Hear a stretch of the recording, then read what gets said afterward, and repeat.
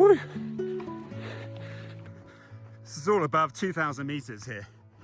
It turned into rock climbing. 2 weeks ago, I said I was going to run a mountain race I wasn't sure I could finish. Yesterday, I found out. There they go. A few weeks back, I made a video about preparing for a mountain trail race in the Pyrenees called La Batega. At the time, I was talking about anxiety, uncertainty, challenge, and this idea of not waiting until you feel completely ready before you move towards something that matters to you.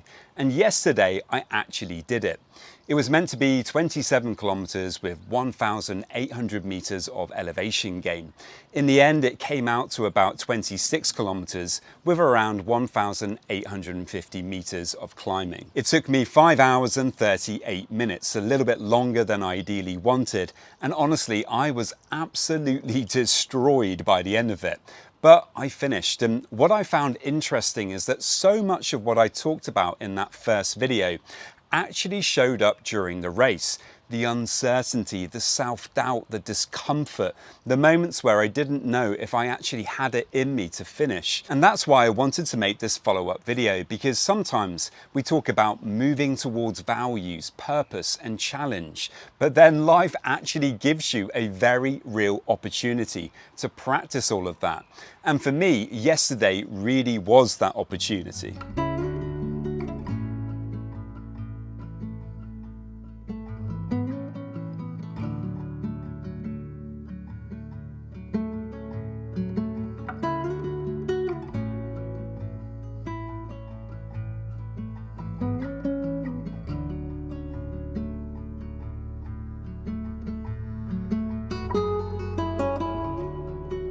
So it's race day and I'm feeling absolutely terrible. The baby did not stop crying last night.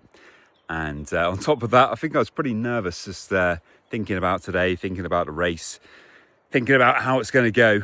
Obviously, not that prepared. Only had a few weeks to get ready for it. But yeah, you can see the mountains behind us. We're going to be running up through the forest there and going up to the top.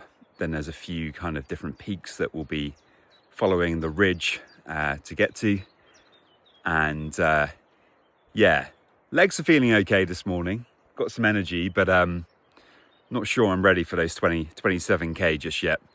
Certainly not ready for the 1,800 meters of elevation gain. With very little sleep and quite a lot of stress going on. Apparently there's a few pros that always turn up to this race, so there'll be some people just running off, probably doing the whole thing in just over 3 hours today. I'm going to be aiming for around 5 hours. Let's see how we get on with that. I think the idea is just to be in the mid-pack or towards the tail end of the mid-pack to start with. Just take it easy going up, because it's basically, you know, an almost vertical route up through the forest, up to the ridge. And that's probably going to take about an hour and a half just doing that. So I think the plan is just take that fairly easy. Just get it done. Just get to the top, try to survive. And then once I get up there, maybe I can kind of get into my running groove a little bit. And then obviously it's going to be a huge downhill section. So yeah, just want to kind of survive the first climb, get to the top, stock up with loads of gels, isotonic drinks, and just keep on going, keep ploughing through. Gonna enjoy a beer at the end of all of this. So let's see how we get on. I'm gonna walk down now with Geordie, a guy from my camping, down to Planolas to the start line. It's gonna see what's going on down there. Hopefully there's gonna be some good atmosphere. Hello, Rob. Hello, Carla. Are you ready? I'm ready to go. How are you? I'm fine. How many kilometers are you going to do? 27. Oh my God. Are you ready to look after the kids for the entire day? Or for the next 6 hours? I will do. Here's the start line. And people are just funneling in. Very slowly, half an hour to go before we start. Here we are at the start line.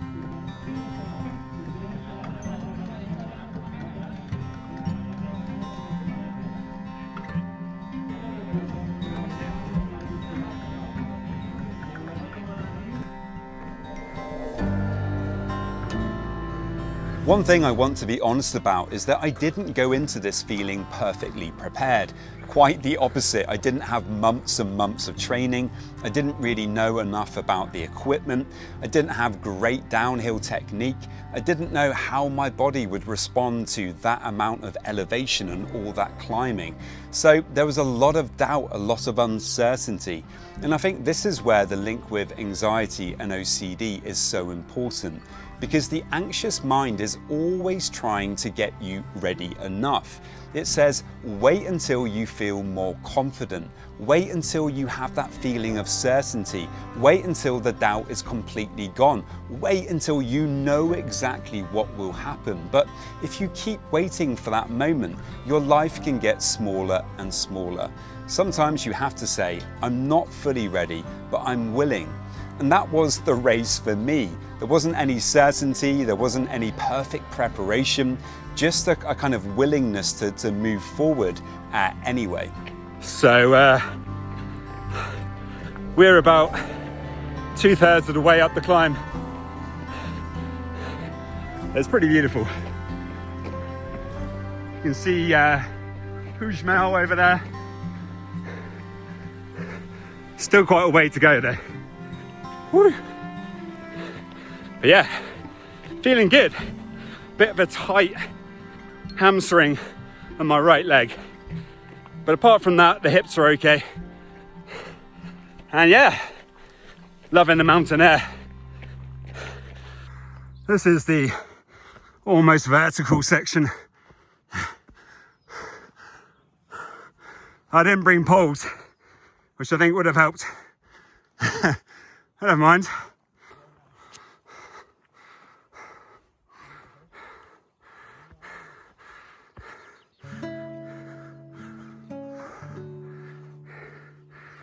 Just out on a hike in the mountains, having a great time.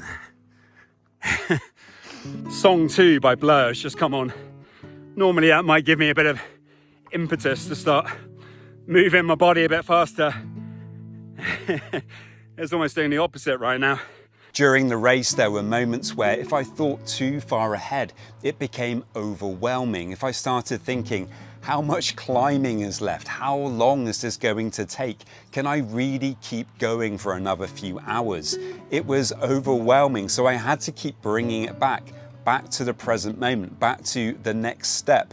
And when I did that, it really helped me to keep moving forward. And of course, we need to do the same thing with OCD and anxiety. When we start overthinking too much, when we start looking into the future too much, that's when problems can start showing up. There's a part of me that has to remember to not get caught up in the race aspect of this. I'm not really up here for all that. I don't want to come last. But I'm really here just to prove it to myself, to take on a challenge. There's a lot of discomfort coming up, and just one step at a time. There's a good analogy there for OCD and anxiety. It's just focus on the next step. Keep your attention directly in front of you. Don't look too far ahead like I just did, because you start getting overwhelmed by all of the difficult things that might be coming up. Try to focus on your feet and taking the next step. Keep your vision where you're going. Focus on your goal. And often you'll get there. That discomfort, that anxiety can be brought along for the ride. Let's do this. Now, of course, there were a lot of uncomfortable sensations during the race. There were heavy legs, breathlessness, tiredness, doubt, moments where I felt completely out of my depth. And of course, in a race, you expect that. You know discomfort is going to be part of the experience. But with anxiety and OCD, we often treat discomfort as if it means something has gone wrong. We feel anxiety and we think that we need to escape it in some way. We feel doubt and we think that we need to analyze more. We feel sensations in the body and think we need to monitor them.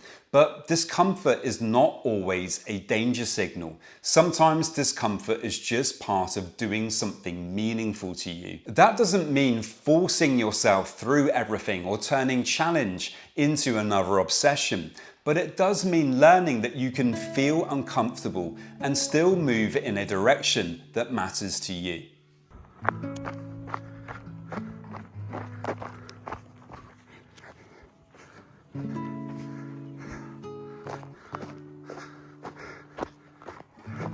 Ow! It's got to the point where my legs are just destroyed. I don't know how I'm still moving them. Some guy in his late 50s just flew past me, bounding down. So we just returned home to the camping, and yeah, the race was absolutely brutal. I didn't get any video of me finishing it because my family was there and we were just trying to hang out and enjoy the moment. But yeah, back at the camping, my legs are completely destroyed, predictably. But it was an awesome day. Absolutely loved it and hated it with equal measure. So this is really the follow-up to the video I made a couple of weeks ago. Back then I was preparing for the race and talking about moving towards that discomfort, moving towards challenge, purpose and values, even when anxiety is present. And now having done it, I believe that even more. Not because the race magically fixed anything, but because it reminded me that we are all capable of carrying more than we think we can. We can carry doubt, we can carry anxiety, we can carry discomfort of one form or another, we can carry uncertainty, and we can carry exhaustion and still keep moving forward. That to me is such an important part of recovery, not waiting until the mind gives you permission, but choosing the direction you want your life to move in and taking the next step forward. If OCD or anxiety has been making your life smaller, I help people learn how to stop organising everything around fear and uncertainty and to start moving back towards what matters. Book a free discovery call through the link below.